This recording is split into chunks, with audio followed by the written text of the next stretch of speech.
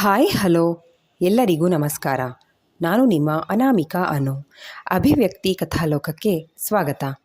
ಇನ್ನು ಯಾರೆಲ್ಲ ಈ ಚಾನಲ್ಗೆ ಸಬ್ಸ್ಕ್ರೈಬ್ ಆಗಿಲ್ಲ, ದಯವಿಟ್ಟು ಸಬ್ಸ್ಕ್ರೈಬ್ ಮಾಡಿಕೊಂಡು ಪ್ರೋತ್ಸಾಹ ನೀಡಿ. ಇಲ್ಲಿ ಪ್ರಸಾರವಾಗುವ ಕಥೆಗಳನ್ನು ಕೇಳಿ ನಿಮಗೆ ಇಷ್ಟವಾದರೆ ಲೈಕ್ ಕೊಟ್ಟು ಕಮೆಂಟ್ ಮಾಡಿ ಹೆಚ್ಚು ಹೆಚ್ಚು ಶೇರ್ ಮಾಡುವುದರ ಮೂಲಕ ನಮಗೆ ಮತ್ತಷ್ಟು ಪ್ರೋತ್ಸಾಹ ನೀಡೋದನ್ನು ಮರಿಬೇಡಿ. ಬಾಳದೋಣಿಯಲ್ಲಿ ಕಥೆಯ 38ನೇ ಅಧ್ಯಾಯವನ್ನು ನೀವೆಲ್ಲರೂ ಕೇಳಿ ಆನಂದಿಸಿದ್ದೀರಾ ಅಂತ ಭಾವಿಸ್ತೇನೆ. ಹಾಗಾದರೆ 39ನೇ ಅಧ್ಯಾಯವನ್ನು ಶುರು ಮಾಡೋಣ. ನಾವು ಮಾತಾಡಿ 15-20 ದಿನ ಆಗಿರಬಹುದು. ಏನು ಹೇಳಿದ್ರು ಅಮೋಘ್ ಅವತ್ತು? ನೆನ್ಪು ಮಾಡ್ಕೊಳ್ಳೋದಕ್ಕೆ ಪ್ರಯತ್ನ ಪಟ್ಲು ಸ್ವರ್ಣ.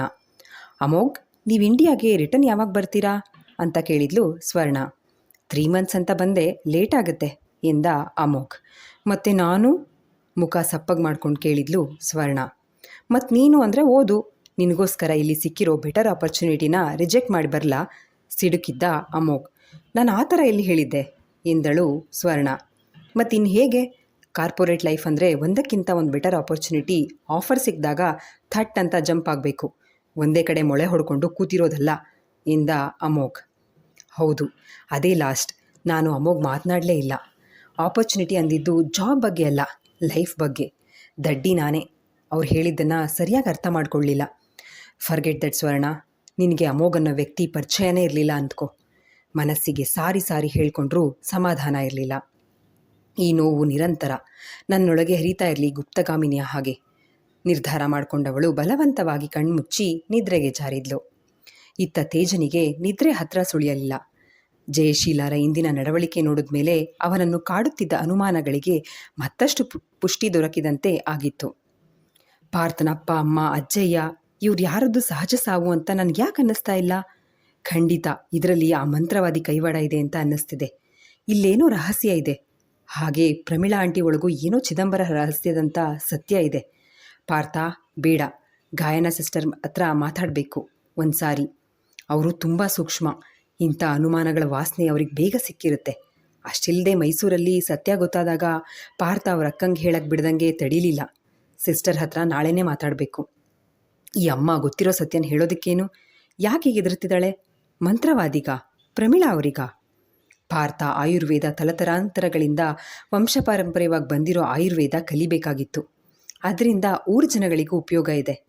ಇಂಗ್ಲೀಷ್ ಮೆಡಿಸಿನ್ಗಿಂತ ನಮ್ಮ ಆಯುರ್ವೇದ 1000 ಪಟ್ಟು ಮೇಲು. ಆದರೆ ಅಕ್ಕಸಾಲಿಕ ಕೆಲಸನ ಯಾಕಿಷ್ಟು ಅವಸರದಲ್ಲಿ ಕಲಿಬೇಕು?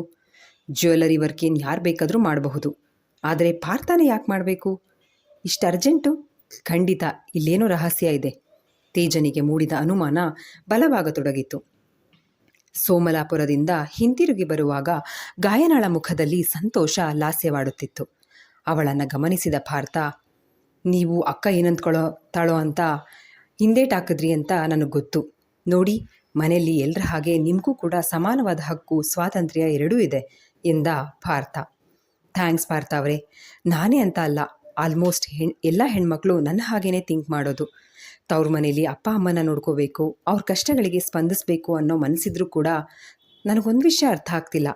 ಮಗನಷ್ಟೇ ಮಗಳಿಗೂ ಆಸ್ತಿಲಿ ಹಕ್ಕಿದೆ, ಪಾಲಿದೆ ಅಂತ ಕಾನೂನು ಮಾಡಿರೋ ನಮ್ಮ ದೇಶದಲ್ಲಿ ಗಂಡ್ಮಕ್ಳಷ್ಟೇ ಹೆಣ್ಮಕ್ಳು ಕೂಡ ಪೇರೆಂಟ್ಸ್ನ ನೋಡ್ಕೋಬೇಕು ಅಂತ ಯಾಕೆ ಕಾನೂನಿಲ್ಲ ಎಂದಳು. ಹೌದಲ್ವಾ? ಹೆಣ್ಮಕ್ಳು ಆಸ್ತಿಲಿ ಪಾಲು ತೊಗೊಂಡು ಹೋಗ್ತಾರೆ, ಆಗಲೂ ಕೂಡ ಜವಾಬ್ದಾರಿ ಮಗನ ಮೇಲೆ ಮಾತ್ರ ಬೀಳೋದಲ್ವಾ? ಫನ್ನಿ ಎಂದ ಪಾರ್ಥ. ನಾನೊಂದು ಮಾತು ಹೇಳಿದ್ರೆ ನೀವು ತಪ್ಪು ತಿಳ್ಕೊಳ್ಳಲ್ಲ ಅಲ್ವಾ ಎಂದಳು ಗಾಯನ. ಇಲ್ಲಪ್ಪ, ನೀವು ತುಂಬ ಥಿಂಕ್ ಮಾಡಿನೇ ನನ್ನ ಹತ್ರ ಹೇಳ್ತೀರಾ ಅನ್ನೋ ನಂಬಿಕೆ ನನಗಿದೆ, ಹೇಳಿ ಅಂತ ಕೇಳ್ದ ಪಾರ್ಥ. ನಾವು ಅಲ್ಪತೃಪ್ತರ ಹಾಗೆ ಲೈಫ್ ಈಗ ಸಲೀಸಾಗಿ ಹೋಗ್ತಿದೆ ಅಂತ ಎಲ್ಲೋ ಏನೋ ಮುಖ್ಯವಾದ ವಿಷಯ ತಿಳ್ಕೊಳ್ದೆ ಬಿಡ್ತಿದ್ದೀವಿ ಅನಿಸುತ್ತೆ ಎಂದಳು ಗಾಯನ. ಹೌದಾ? ಏನು ಗೊತ್ತಾ ಗಾಯನ, ನನಗೆ ಫಸ್ಟ್ ಆಫ್ ಆಲ್ ಇಷ್ಟೊಂದು ಶ್ರೀಮಂತಿಕೆ, ಜವಾಬ್ದಾರಿ, ಗೌರವ ಎಲ್ಲ ತುಂಬ ಭಾರ ಅನ್ನಿಸ್ತಿದೆ. ಆದರೆ ಇದೆಲ್ಲ ನನಗೆ ಹುಟ್ಟಿನಿಂದಲೇ ಬಂದಿರೋದು. ಪೂರ್ವಿಕರ ಸಂಪಾದನೆ ಅಂತ ನಿಭಾಯಿಸ್ತಾ ಇದ್ದೀನಿ. ಮುಂಚೆ ನೋಡಿದ್ದೀರಲ್ಲ ನೀವು ನಾನು ಹೇಗಿದ್ದೆ ಅಂತ. ಟ್ರಿಪ್ ಸಿಕ್ಕಿದ್ರೆ ಹೋಗೋದು, ರೋಡ್ ಸೈಡು ಚಿತ್ರಾನ್ನ, ರೈಸ್ ಬಾತು, ನೈಟ್ ಆದರೆ ಅನ್ನ ಸಾಂಬಾರು, ಹುಡುಗ್ರ ಜೊತೆ ಬೈಟು ಟೀ, ಕಾರಲ್ಲೇ ನಿದ್ದೆ. ಬಂದಿದ್ದ ದುಡ್ಮೇಲಿ ಖರ್ಚಿಗಿಟ್ಕೊಂಡು ಉಳಿದಿದ್ನೆಲ್ಲ ಅಕ್ಕನ ಕೈ ಕೊಟ್ಟು ನೆಮ್ಮದಿಯಾಗಿದ್ದೆ. ದುಡ್ಡಿಗೆ ಬಡತನ ಇತ್ತು, ಆದರೆ ನೆಮ್ಮದಿಗೆ ಬಡತನ ಇರಲಿಲ್ಲ. ಏನಾದರೂ ಸಮಸ್ಯೆ ಆದರೆ ಜೇಬಲ್ಲಿದ್ದ 500-1000 ಹಾಕಿ ಎಲ್ಲ ಒಟ್ಟು ಮಾಡಿ ನಾವಿದೀವಿ ಮಗ ಅಂತ ಬಾಚ್ ತಪ್ಪಿಕೊಂಡು ಕಷ್ಟಕ್ಕೆ ಸ್ಪಂದಿಸುವಂಥ ಫ್ರೆಂಡ್ಸ್ ಇದ್ದರು. ಒಂಥರ ಗೋಲ್ಡನ್ ಡೇಸ್ ಅವು. ಆದರೆ ಈಗ ವಯಸ್ಸಿನಲ್ಲಿ ಹಿರಿಯವರು ಕೂಡ ಕೈ ಮುಗಿದು ಮಾತಾಡಿಸ್ತಾರೆ ಗೌರವದಿಂದ. ಆತ್ಮೀಯರ ಕೊರತೆ ಇದೆ. ಗೌರವ ತುಂಬ ಕಾಸ್ಟ್ಲಿ, ನಿಭಾಯಿಸೋದು ಕಷ್ಟ. ಆದರೆ ಆತ್ಮೀಯತೆ ಅಂದರೆ ನೆಮ್ಮದಿ ಎಂದ ಪಾರ್ಥ ಬಹಳ ದಿನಗಳಿಂದ ಕಾಡುತ್ತಿದ್ದ ಒಂಟಿತನವನ್ನು ಹೇಳ್ತಾ. ನನಗೆ ಅರ್ಥ ಆಗುತ್ತೆ ಪಾರ್ಥ. ಈಗಂತೂ ನೀವು ಮನೆಯಿಂದ ಹೊರಗಡೆ ಬರಲ್ಲ, ಸ್ಟಡಿ ರೂಮಲ್ಲೇ ಇರ್ತೀರಾ. ನೀವ್ಯಾಕೆ ನಿಮ್ಮ ಬೆಂಗಳೂರು ಫ್ರೆಂಡ್ಸ್ನೆಲ್ಲ ಒಂದು ಸಾರಿ ಊರಿಗೆ ಕರಿಬಾರ್ದು? ಅವರಿಗೂ ಭಾರತ ಶ್ರೀಮಂತ ಆದಮೇಲೆ ನಮ್ಮನ್ನು ಮರ್ತೋದ ಅಂತ ಅನ್ನಿಸ್ಬಾರ್ದಲ್ವಾ? ನಿಮಗೂ ಚೇಂಜ್ ಸಿಗುತ್ತೆ ಎಂದಳು ಗಾಯನ. Good idea. ಅಭ್ಯಾಸ ಎಲ್ಲೂ ಹೇಗೂ ಒಂದು ಹಂತಕ್ಕೆ ಬಂದಿದೆ ಎಂದ ಭಾರತ. ಸ್ನೇಹಿತರ ನೆನಪು ಅವನಿಗೆ ಸಂತೋಷವನ್ನು ನೀಡಿತ್ತು. ಲೈಫಲ್ಲಿ ಅನ್ಎಕ್ಸ್ಪೆಕ್ಟೆಡ್ ಟರ್ನ್ಸ್ಗೆ ಹೊಂದ್ಕೊಳ್ಳೋದು ಸುಲಭ ಅಲ್ಲ. ಇದರಲ್ಲಿ ಮಾತ್ರ ನಾವಿಬ್ಬರು ಸಮಾನ ಪಾಲುದಾರರು. ನಿಮ್ಮ ಫ್ರೆಂಡ್ಸ್ನೂ ಕರೀರಿ, ನಿಮಗೂ ಬೋರ್ ಆಗಿರುತ್ತೆ ಅಲ್ವಾ ಎಂದ ಭಾರತ. ನನಗಿರೋದು ಸ್ವರ್ಣ ಒಬ್ಬಳೇ ಬೆಸ್ಟ್ ಫ್ರೆಂಡ್. ನೋಡಿ, ಯಾವುದೋ ವಿಷಯ ಮಾತಾಡ್ತಾ ಮಾತು ಮತ್ತೆಲ್ಲಿಗೂ ಹೋಯಿತು ಎಂದಳು ಗಾಯನ. ಹೌದು, ನೀವೇನೋ ವಿಷಯ ಹೇಳೇ ಅಂತ ಅಂದ್ರಿ, ಏನದು ಎಂದ ಪಾರ್ಥ. ಹಾಂ ಪಾರ್ಥ ಅವರೇ, ಸಡನ್ಲಿ ಏನೇನೋ ಆಗೋಯ್ತು ಬಟ್ ಎಂದು ಪಾರ್ಥನ ಮುಖವನ್ನೊಮ್ಮೆ ನೋಡಿ, ಅಜ್ಜಯ್ಯ, ಮಾವ, ಅತ್ತೆ ಇವ್ರ ಮೂವರ ಸಾವು ಹೇಗಾಯಿತು ಅಂತ ತಿಳ್ಕೊಳ್ಳೇ ಇಲ್ವಲ್ಲ ಸರಿಯಾಗಿ. ಸತ್ತೋದ್ರು ಅಂದರೆ ಸತ್ತೋದ್ರು ಅಷ್ಟೇನಾ? ಅದಕ್ಕೆ ಹೇಳಿದ ಪ್ರಕಾರ ಅವರೆಲ್ಲ ಸತ್ತೋದ್ಮೇಲೆ ಊರು ಬಿಟ್ಟರು ಅಂತ. ಬಟ್ ಭಾವನ ಹತ್ರ ಸಾವಾದ ಮೇಲೆ ಎಲ್ಲರೂ ಸಾವಿಗೂ ಅಟ್ಲೀಸ್ಟ್ 5-5 ವರ್ಷ ಆದರೂ ಗ್ಯಾಪ್ ಇರಲ್ವಾ? ನೀವೇ ನೋಡಿರ್ತೀರ, ಗಂಡ ಸತ್ತೋದ್ಮೇಲೆ ಹೆಂಡತಿ ಸತ್ತೋದ್ಮೇಲೆ ಎಷ್ಟೋ ವರ್ಷ ಬದುಕಿರ್ತಾರೆ. 3 ಜನ ಒಂದೇ ಸಲ ಸತ್ತೋದ್ರ. ನಾವು ಇದುವರೆಗೂ ಅವ್ರ ಸಮಾಧಿಗಳ ಹತ್ರಕ್ಕೆ ಹೋಗಿ ಒಂದು ಪೂಜೆ ಕೂಡ ಮಾಡಿಲ್ಲ ಎಂದಳು ಗಾಯನ. ಸರಿಯಾಗಿ ಮುಖವನ್ನೇ ಕಾಣದ ಹೆತ್ತವರ ನೆನಪಿನಿಂದ ಪಾರ್ಥನ ಕಣ್ಣು ಒದ್ದೆಯಾಗಿತ್ತು. ನೀವು ಹೇಳೋದು ನಿಜ ಗಾಯನ, ಎಲ್ಲ ಅವಸರದಲ್ಲೇ ಆಗೋಯ್ತು. ನೀವು ಹೇಗೋ ದೇವಸ್ಥಾನಕ್ಕೆ ಹೋಗ್ತಿರಲ್ಲ, ಅರ್ಚಕರ ಹತ್ರ ಒಂದು ಒಳ್ಳೆ ದಿನ ಕೇಳಿ ಸಮಾಧಿಗೆ ಪೂಜೆ ಮಾಡಿ ಊರಲ್ಲಿ ಅನ್ನದಾನ ಮಾಡೋಣ. ಥ್ಯಾಂಕ್ಸ್ ಎಂದ ಮುಂದೆ ಮಾತನಾಡಲು ಗಂಟಲು ಕಟ್ಟಿತ್ತು. ಪಾರ್ಥನ ಕೈ ಮೇಲೆ ತನ್ನ ಕೈ ಇಟ್ಟ ಗಾಯನ. ಪ್ಲೀಸ್ ನೊಂದ್ಕೋಬೇಡಿ, ಮಗನಾಗಿ ನೀವು ಮಾಡಬೇಕಾಗಿರೋ ಕರ್ತವ್ಯ. ಅದಕ್ಕೆ ನೆನಪು ಮಾಡಿದೆ. ಅತ್ತಿಗೆ ಅಣ್ಣನ ಹತ್ರ ಕೇಳೋಣ, ಎಲ್ಲರೂ ಹೇಗೆ ಸತ್ತೋದ್ರು ಅಂತ ವಿವರವಾಗಿ ಎಂದಳು ಗಾಯನ. ನೀವು ಹೇಳೋದು ನಿಜ ಗಾಯನ, ಪೂಜೆ ಎಲ್ಲ ಮಾಡೋಣ. ಆದರೆ ಪ್ಲೀಸ್ ಅವ್ರ ಸಾವಿನ ಸನ್ನಿವೇಶನ ನನ್ನ ಮುಂದೆ ಕೇಳಬೇಡಿ. ನನಗೆ ಕೇಳೋಕ್ಕಾಗಲ್ಲ, ಸಂಕಟ ಆಗುತ್ತೆ. ಬೇಕಾದರೆ ನೀವು ಅಕ್ಕನ ಹತ್ರ ಕೇಳಿ ತಿಳ್ಕೊಳ್ಳಿ ಎಂದ ಪಾರ್ಥ. ನೀವು ಅದಕ್ಕೆ ಹತ್ರ ಒಂದು ಮಾತು ಹೇಳಿ, ನಾನು ಕೇಳ್ಕೊತೀನಿ ಎಂದ ಗಾಯನ. ಮನಸ್ಸಿನಲ್ಲಿ ಪೂರ್ತಿ ಸತ್ಯ ಕಂಡು ಹಿಡಿದು ನಿಮ್ಗೆ ಹೇಳ್ತೀನಿ ಪಾರ್ಥ ಅವರೇ. ಅತ್ತಿಗೆ ಆರಾಮಾಗಿದ್ರಲ್ಲ, ನೋಡ್ತಾ ಇರಿ ಮೊದಲನೇ ದಾಳ ಎಷ್ಟು ಸ್ಟ್ರಾಂಗಾಗಿ ಉರುಳಿಸ್ತೀನಿ ಅಂತ ಎಂದುಕೊಂಡಳು. ಮನೆಗೆ ಬಂದವರನ್ನು ಪ್ರಮೀಳಾ ವಿಶೇಷವಾಗಿ ನೋಡಿದಾಗ ಗಾಯನ ತಲೆ ಕೆಡಿಸ್ಕೊಳ್ದೆ ತನ್ನ ಪಾಡಿಗೆ ತಾನು ಒಳನಡೆದ್ರೆ, ಹಿಂದೆಯೇ ಬಂದ ಪಾರ್ಥ ಅಕ್ಕ ಭಾವನನ ಉದ್ದೇಶಿಸಿ, ಅಪ್ಪ ಅಮ್ಮ ಅಜ್ಜಯ್ಯನ ಸಾವು ಹೇಗಾಯಿತು? ಅವ್ರ ಸಮಾಧಿಗಳು ಎಲ್ಲಿದ್ದಾವೆ ತೋರಿಸಿ ಅಂತ ಕೇಳಿದ್ದ. ಆಗ ಪ್ರಮೀಳಾ ಮುಖ ಬಿಳಿಸ್ಕೊಂಡಿತ್ತು. ಈಗ್ಯಾಕೋ ಪಾರ್ಥ ದಿಢೀರಂತ ತೊದಲುತ್ತಲೇ ಕೇಳಿದರು. ಕಾರ್ಯ ಮಾಡಬೇಕು ಅಲ್ವಾ ಅಕ್ಕ? ಬಾಳು ಬದುಕಿದ ಹಿರಿ ಜೀವಿಗಳು, ಅವ್ರ ಹೆಸರಲ್ಲಿ ಊರಲ್ಲಿ ದಾನಗಳನ್ನು ಮಾಡೋಣ ಅಂತ ಎಂದ ಪಾರ್ಥ. ಪರವಾಗಿಲ್ಲ ಕಣೋ ಪಾರ್ಥ, ನಂಗೆ ಹೊಳಿದೇ ಇರೋ ವಿಷಯಗಳು ನಿಂಗೆ ಹೊಳಿತಾವೆ ಎಂದರು ಪ್ರಮೀಳಾ ಮೆಚ್ಚುಗೆ ವ್ಯಕ್ತಪಡಿಸುತ್ತಾ. ಗಾಯನ ಅವ್ರು ಹೇಳಿದ್ದು ಅಕ್ಕ, ನನ್ನ ದಟ್ಟತಲೆಗೆ ಎಲ್ಲಿ ಹೊಳಿಬೇಕು ಎಂದ ಪಾರ್ಥ. ಅಂದ್ಕೊಂಡೆ ಇವಳದೇ ಈ ಕೆಲಸ ಅಂತ. ಸೋಮಲಾಪುರಕ್ಕೆ ಹೋಗಿ ಬಂದಮೇಲೆ ಈ ವಿಷಯ ಪಾರ್ಥನ ತಲೆಗೆ ತುಂಬಿದಾಳೆ ಅಂದರೆ ಅವರಮ್ಮ ಏನಾದರೂ ಹೇಳಿ ಕಳಿಸಿರಬಹುದು. ನಾನೀಗ ಸುಮ್ಮನೆ ಇರೋದು ಸರಿಯಲ್ಲ ಎಂದುಕೊಂಡು ಟೈಮ್ ಬಂದಾಗ ನಾನೇ ಹೇಳ್ತೀನಿ ಎಂದರು. ಯಾಕಕ್ಕ, ಇವಾಗ ಯಾಕೆ ತಿಳ್ಕೊಬಾರ್ದು ಎಂದ ಪಾರ್ಥ. ತಿಳ್ಕೋಬೇಕು ನೀನು, ಆದರೆ ಈಗ ಬೇಡ ಪಾರ್ಥ ಎಂದರು ಪ್ರಮೀಳಾ. ಇನ್ಯಾವಾಗತ್ಗೆ ಎಂದಳು ಗಾಯನ. ಪಾರ್ಥ, ನೀನು ಅಭ್ಯಾಸ ಮುಗಿಲಿ, ಆಮೇಲೆ ನಾನೇ ಹೇಳ್ತೀನಿ. ಈಗ ಬೇಡ, ನೀನು ಡಿಸ್ಟರ್ಬ್ ಆಗ್ತೀಯಾ ಎಂದರು ಪ್ರಮೀಳಾ. ಗಾಯನಾಳನ್ನು ಕಂಡ ಪ್ರಮೀಳಾ, ನಿನ್ನ ತವ್ರ ಮನೆಗೆ ಕೊಟ್ಬಂದಿದ್ದು ಆಯ್ತಲ್ಲ, ಹೋಗು ನಿನ್ನ ಕೆಲಸ ನೋಡ್ಕೊ ಎಂದು ಗದರಿದ್ರು.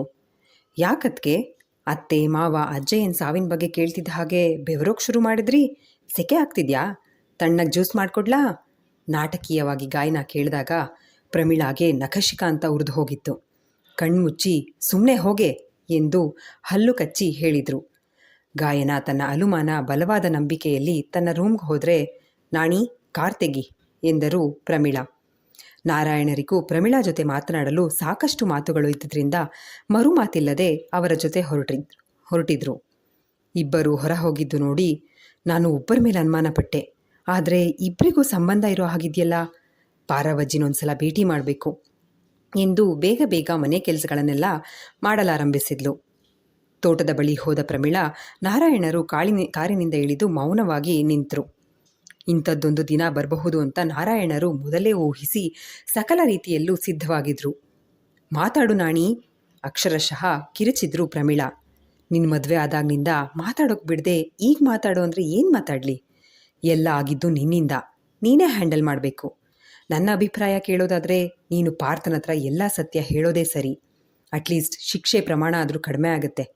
ನಿನ್ನಿಂದ ತಪ್ಪಂತೂ ಆಗೋಗಿದೆ ಪ್ರಮಿ ಎಂದರು ನಾರಾಯಣ. ಈಗಾಗಿರೋ ತಪ್ಪನ್ನು ಒಪ್ಕೊಂಡ್ರೆ ನನ್ನ ಮೇಲೆ ಏನು ಅವನು ಕಿರೀಟ ಇಡಲ್ಲ ಎಂದರು ಪ್ರಮೀಳಾ. ಯಾವ ಕಡೆಗೂ ದಾರಿಗೆ ಬರಲ್ಲ. ನಂದೊಂಥರ ಕರ್ಮ. ಇದೆಲ್ಲ ನೋಡ್ಕೊಂಡಿರೋದಕ್ಕಿಂತ ಸತ್ತೋದ್ರೆ ಎಷ್ಟೋ ನೆಮ್ಮದಿ ಎಂದರು ನಾರಾಯಣ ಅತ್ಯಂತ ಬೇಸರದಿಂದ. ಸಾಯೋ ಮಾತಾಡಬೇಡ ನಾಣಿ.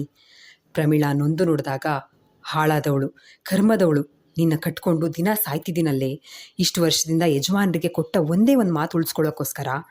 ನಾರಾಯಣರು ಹಣೆ ಬಡ್ಕೊಂಡಾಗ ಪ್ರಮೀಳಾ, ನಾನು ಹೇಳೋದಿಲ್ಲ ಅಂತ ಹೇಳ್ತಿಲ್ಲ, ಆದರೆ ಟೈಮ್ ಬರಲಿ. ಪಾರ್ಥ ಎಲ್ಲ ಕಲಿತು ಅಪ್ಪಯ್ಯನ ಸ್ಥಾನಕ್ಕೆ ಹೋಗಲಿ, ಆಮೇಲೆ ಹೇಳ್ತೀನಿ. ಅವನೇನು ಶಿಕ್ಷೆ ಕೊಟ್ಟರು ಅನುಭವಿಸೋದಕ್ಕೆ ನಾನು ಸಿದ್ಧ. ಈಗ ನಾನು ಯಾವುದೇ ಕಾರಣಕ್ಕೂ ಹೇಳಲ್ಲ. ಯಾಕೆ ಅಂತ ನಿನಗೇ ಗೊತ್ತು. ಪದೇ ಪದೇ ನಂಗೆ ಸತ್ಯ ಹೇಳು ಅಂತ ಒತ್ತಾಯ ಮಾಡಬೇಡ ಎಂದರು ಪ್ರಮೀಳಾ. ನಿನ್ನ ಉದ್ದೇಶ ಏನು ಪ್ರಮಿ? ನಿಜ ಹೇಳು. ನಾರಾಯಣರಿಗೆ ಹೆಂಡತಿ ಮನದಾಳ ತಿಳಿಯದೆ ಕೇಳಿದರು. ನಾಣಿ, ನನ್ನಿಂದ ತಪ್ಪಾಗಿದೆ. ಆದರೆ ಆ ತಪ್ಪಿನ ಪ್ರಮಾಣ ಎಷ್ಟು ಅಂತ ಈಗ ಹೇಳಿದ್ರೆ ಪಾರ್ಥಂಗೆ ಗೊತ್ತಾಗಲ್ಲ. ಅವನು ಎಲ್ಲ ಕಲ್ತ ಮೇಲಾದರೆ ಗೊತ್ತಾಗತ್ತೆ ಎಂದರು ಪ್ರಮೀಳಾ. ನೀನು ಬದಲಾಗಿದ್ದೀಯಾ ಅಂತ ನನಗೀಗಲೂ ನಂಬಿಕೆ ಇಲ್ಲ. ಯಾಕೆ ಅಂದರೆ ನೀನು ಮತ್ತೆ ಆ ಸಿಂಹಾಚಲನ ಸಹವಾಸ ಮಾಡಿದ್ದೆ. ನೀನು ತಪ್ಪಲ್ಲ. ಅಪರಾಧದ ಪ್ರಮಾಣ ಎಷ್ಟು ಅಂತ ನನಗೆ ಈಗಲೂ ಅನುಮಾನ ಇದೆ ಎಂದರು ನಾರಾಯಣ. ಹಾಳಾದವಳು, ಪಾರ್ಥಂಗೆ ಚೆನ್ನಾಗಿ ಕಿವಿ ಊದ್ತಾ ಇದ್ದಾಳೆ. ಪ್ರಮೀಳಾ ಗಾಯನಾಳನ್ನು ಬೈದ್ಕೊಂಡ್ರೆ, ನಿನ್ಗೀಗಲೂ ಬುದ್ಧಿ ಬಂದಿಲ್ಲ. ಗಾಯನನ್ನು ಈಗಲಾದರೂ ಮನೆ ಸೊಸೆ ಅಂತ ಒಪ್ಕೊಳ್ಳೆ ಎಂದರು ನಾರಾಯಣ. ಹೌದ್ರಿ, ಎಂತೆಂಥವರೋ ಗತಿ ಇಲ್ಲದವರೆಲ್ಲ ನಮ್ಮ ಮನೆ ಸೊಸೆ ಆಗೋದು ನನಗಿಷ್ಟ ಇಲ್ಲ. ಆದರೆ ಏನು ಮಾಡೋದು? ನಾನು ಅಂದ್ಕೊಂಡಿದ್ದೆ ಒಂದು, ಆಗಿದ್ದೆ ಇನ್ನೊಂದು ಎಂದರು ಪ್ರಮೀಳಾ. ನಿನಗೆ ಜನ್ಮದಲ್ಲಿ ಬುದ್ಧಿ ಬರಲ್ಲ, ಶಿಕ್ಷೆ ಆಗದ ಹೊರತು ಎಂದು ಹಣೆ ಚಚ್ಚಿಕೊಂಡ ನಾರಾಯಣ, ಹತ್ತು ಕಾರು ಹೋಗೋಣ ಎಂದರು. ಪಾರ್ಥ ಅವರೇ, ತಪ್ಪು ತಿಳ್ಕೊಬೇಡಿ. ಅದಕ್ಕೆ ಈಗ ಬೇಡ ಅಂದ್ಕೂಡ್ಲೆ ನೀವ್ಯಾಕೆ ಸುಮ್ಮನಾದ್ರಿ? ನನಗ್ಯಾಕೋ ಸರಿ ಕಾಣಿಸ್ತಿಲ್ಲ ಎಂದಳು ಗಾಯನ. ನನಗೆ ಯಾರನ್ನ ನೋಡಿರೋ ನೆನಪಿಲ್ಲ, ಆದರೆ ಅವರನ್ನೆಲ್ಲ ನೆನಪು ಮಾಡಿಕೊಂಡ್ರೆ ದುಃಖ ಆಗತ್ತೆ. ನಾನೆಂಥ ನತದೃಷ್ಟ ಅನಿಸುತ್ತೆ. ಅಕ್ಕ ಹಾಗೆ ಹೇಳೋದಕ್ಕೂ ಒಂದು ಕಾರಣ ಇದೆ. ನಾನೆಲ್ಲಿ ಎಮೋಷ್ನಲಿ ಡಿಸ್ಟರ್ಬ್ ಆಗ್ತೀನೋ ಅಂತ ಹೇಳಿಲ್ಲ. ಆದರೆ ಊಹಿಸ್ಕೊಳ್ಳಿ, ಅವ್ರ ಸಾವು ಘೋರವಾಗೇ ಆಗಿದೆ ಅಂತ. ಪಾರ್ಥನ ಮಾತು ಕೇಳಿದ ಮೇಲೆ ಗಾಯನಾಳಿಗೂ ಹೌದು ಅನಿಸಿತ್ತು. ಆದರೆ ಪ್ರಮೀಳಾ ಮೇಲಿನ ಅನುಮಾನ ಮಾತ್ರ ಕಡಿಮೆ ಆಗಿರಲಿಲ್ಲ. ಜೊತೆಗೆ ನಾರಾಯಣರ ಮೇಲೂ ಅನುಮಾನ ಶುರುವಾಗಿತ್ತು. ನಾನು ಪಾರಬಜ್ಜಿ ಗುಡಿಸ್ಲಿಕ್ಕೆ ಹೋಗಿ ಬರ್ತೀನಿ, ಅದಂತೂ ಏನೂ ಕೇಳಲ್ಲ. ನಾನೇ ಸ್ವಲ್ಪ ಹಣ್ಣುಗಳನ್ನಾದರೂ ಕೊಟ್ಟು ಬರ್ತೀನಿ ಎಂದಳು ಗಾಯನ. ಹಾಗೆ ಮಾಡಿ ಎಂದು ಒಪ್ಪಿಗೆ ನೀಡಿ, ಗಾಯನ, ನಾನು ಅಕ್ಕನ ಮಾತಿಗೆ ಸುಮ್ಮನಾಗಿದ್ದಕ್ಕೆ ನೀವು ಅಕ್ಕನ ಪರ ಅಂತ ಅಂದ್ಕೋಬೇಡಿ ಅಂದ ಪಾರ್ಥ. ಇಲ್ಲ ಪಾರ್ಥ, ಈಗ ಅವರು ನಮ್ಗೆ ಹಿರಿಯವರು, ಮಾರ್ಗದರ್ಶಕರು. ಆದರೆ ಕೆಲವೊಂದು ಸಲ ನನಗೆ ಅಕ್ಕ ಸಸ್ಪಿಷಿಯಸ್ ಅನ್ನಿಸ್ತಾರೆ. ಅವರ ಬಿಹೇವಿಯರ್ ಆ ಥರ ಅಂದ್ಕೊಳ್ಳೋ ಹಾಗೆ ಮಾಡುತ್ತೆ. ಫಾರ್ ಎಕ್ಸಾಂಪಲ್, ನಾವು ಫಸ್ಟ್ ಟೈಮ್ ಇಲ್ಲಿಗೆ ಬಂದಾಗ ತೇಜಣ್ಣ ಅವರಮ್ಮ ಪಟ್ಟು ಹಿಡಿದಾಗ ನಾನೇ ಹೇಳ್ತೀನಿ ಅಂದಿದ್ದು. ಯಾರಿಗೂ ಮಾತಾಡೋದಕ್ಕೆ ಅವಕಾಶ ಕೊಡದೆ ಅವರೇ ಒಂದು ಪಿಕ್ಚರೈಸೇಷನ್ ಕೊಟ್ಟು ಇದೇ ಆಗಿದ್ದು ಅಂತ ಹೇಳಿದರು. ನಮಗೊಂಥರ ಕಣ್ಕಾಪು ಕಟ್ಟಿದ ಹಾಗೆ ಇತ್ತು ಎಂದು ಗಾಯನ ಪಾರ್ಥ ಏನಂತಾರೋ ಇನ್ನೂ ಅನುಮಾನದಿಂದಲೇ ಹೇಳಿದ್ಲು. ಅಂದರೆ ನೀವು ನಮ್ಮ ಅಕ್ಕನ ಅನುಮಾನ ಪಡ್ತಾ ಇದ್ದೀರಾ? ಏನು ನಿಮ್ಮ ಮಾತಿನ ಅರ್ಥ? ಸ್ವಲ್ಪ ಗಡಸಾಗಿ ಕೇಳಿದ ಪಾರ್ಥ. ಪಾರ್ಥ ಅವರೇ, ನಾನು ಆ ಥರ ಹೇಳಲಿಲ್ಲ. ನನಗಿನ್ನೂ ಕ್ಲಾರಿಟಿ ಸಿಕ್ಕಿಲ್ಲ ಅಂದೆ ಅಷ್ಟೇ. ಅತ್ತೆ ಮಾವ ಅಜ್ಜಯ್ಯನ ಸಾವು ಹೇಗಾಯಿತು ಅಂತ ಗೊತ್ತಾದರೆ ಒಂದು ಕ್ಲಾರಿಟಿ ಸಿಗಬಹುದು ಎಂದಳು ಗಾಯನ. ಅಕ್ಕ ಹೇಳ್ತೀನಿ ಅಂದಿದ್ದಾರಲ್ಲ, ಅಲ್ಲಿವರೆಗೂ ತಾಳ್ಮೆಯಿಂದ ವೆಯ್ಟ್ ಮಾಡಿ. ಸುಮ್ಮನೆ ನಮ್ಮ ಅಕ್ಕನ ಮೇಲೆ ಅನುಮಾನ ಪಡಬೇಡಿ. ನನಗಿಷ್ಟ ಆಗಲ್ಲ. ಹೋಗಿ ಪಾರವಜ್ಜಿ ಮನೆಗೆ ಹೋಗಬೇಕು ಅಂದ್ರಲ್ಲ, ಹೋಗಿ ಬನ್ನಿ ಎಂದ ಪಾರ್ಥ ಎಂದಿನ ನವಿರು ಭಾವ ಇಲ್ಲದೆ. ಅದಕ್ಕೆ ಬಗ್ಗೆ ವಿಷಯ ಕೆದ್ಕೋಕೆ ಹೋದರೆ ನಮ್ಮಿಬ್ಬರ ಸಂಬಂಧ ಹಾಳಾಗುತ್ತೆ. ಪಾರ್ಥ ಅವರಿಗೆ ಅವರ ಅಕ್ಕನ ಮೇಲೆ ಡೌಟ್ ಅಂದಿದ್ದು ಇಷ್ಟ ಆಗಲಿಲ್ಲ. ಅದು ಅವ್ರ ಫೇಸ್ ಎಕ್ಸ್ಪ್ರೆಷನಲ್ಲೇ ಕ್ಲಿಯರಾಗಿ ಅರ್ಥ ಆಗಿತ್ತು ಎಂದುಕೊಂಡ ಗಾಯನ. ಪಾರ್ಥ ಅವರೇ, ಪ್ಲೀಸ್ ನನ್ನ ಮಾತನ್ನು ಮಿಸ್ಅಂಡರ್ಸ್ಟ್ಯಾಂಡಿಂಗ್ ಮಾಡ್ಕೋಬೇಡಿ. ನನ್ನ ಮಾತಿಂದ ನಿಮ್ಗೆ ಹರ್ಟ್ ಆಗಿದ್ರೆ ಐ ಆಮ್ ಸಾರಿ ಎಂದಳು. ಹಾಗೆಲ್ಲ ಏನಿಲ್ಲ ಬಿಡಿ ಎಂದ ಪಾರ್ಥ ಗಾಯನಾಳ ಮುಖ ನೋಡಿದೆ. ಎಲ್ಲಿ ನನ್ನ ಮುಖ ನೋಡ್ಕೊಂಡು ಇದೇ ಮಾತು ಹೇಳಿ ಎಂದಳು ಗಾಯನ. ಗಾಯನಾಳ ಕಡೆ ತಿರುಗಿ, ಯಾರೂ ಇಲ್ಲದೆ ಇದ್ದಾಗ ಇರೋರನ್ನಾದರೂ ಉಳಿಸ್ಕೊಳ್ಳೋದು ಬುದ್ಧಿವಂತಿಕೆ. ನೀವೀಗ 1 ವರ್ಷದಿಂದ ನಮ್ಮ ಪರಿಸ್ಥಿತಿ ಸುಧಾರಿಸಿದ ಮೇಲೆ ಅಕ್ಕನ ನೋಡ್ತಾ ಇದ್ದೀರಾ. ನಿಮಗೆ ಅನುಮಾನಗಳು ಮೂಡೋದು ಸಹಜ. ಆದರೆ ನಾನು ಚಿಕ್ಕವನಿದ್ದಾಗಿಂದ ಕಷ್ಟದಲ್ಲಿ ನನ್ನ ಸ್ವರ್ಣನ್ನ ಸಾಕಿರೋ ಅಕ್ಕನ್ನ ನೋಡಿದ್ದೀನಿ. ಇಷ್ಟೆಲ್ಲ ಇದ್ದು ಅಕ್ಕ ಅಷ್ಟು ಕಷ್ಟಪಟ್ಟಿದ್ದಾಳೆ ಅಂದರೆ ಅದಕ್ಕೆ ಬಲವಾದ ಕಾರಣ ಇದೆ ಅನ್ನೋದು ನನ್ನ ಅಭಿಪ್ರಾಯ. ಪರಿಸ್ಥಿತಿ ಒಂದೇ ಆದರೆ ನನ್ನ ಆ್ಯಂಗಲಿಂದ ನೋಡಿದಾಗ ಒಂದು ರೀತಿ ಅಭಿಪ್ರಾಯ ಬರುತ್ತೆ, ನಿಮ್ಮ ಆ್ಯಂಗಲಿಂದ ನೋಡಿದಾಗ ಮತ್ತೊಂದು ರೀತಿ ಅಭಿಪ್ರಾಯ ಬರುತ್ತೆ. ಅದಕ್ಕೆ ಆಗೋಗಿರೋದ್ರ ಬಗ್ಗೆ ಜಾಸ್ತಿ ತಲೆ ಕೆಡಿಸ್ಕೋಬಾರ್ದು. ನನಗೆ ರಕ್ತ ಸಂಬಂಧ ಅಂತ ಹೇಳ್ಕೊಳಕ್ಕಿರೋಳು ನಮ್ಮ ಅಕ್ಕ ಒಬ್ಬಳೆ. ಅವಳು ನನಗೆ ಅಕ್ಕ ಮಾತ್ರ ಅಲ್ಲ, ತಾಯಿ. ಅವಳಾಗೆ ಹೇಳೋವರೆಗೂ ಕಾಯೋಣ ಅಂತ ಪಾರ್ಥ ಹೇಳಿದ್ದ. ಇಲ್ಲಿಗೆ ಈ ಸಂಚಿಕೆ ಮುಕ್ತಾಯವಾಯಿತು. ಈ ಸಂಚಿಕೆ ನಿಮ್ಮೆಲ್ಲರಿಗೂ ಇಷ್ಟವಾಗಿದೆ ಅಂತ ಭಾವಿಸ್ತೇನೆ.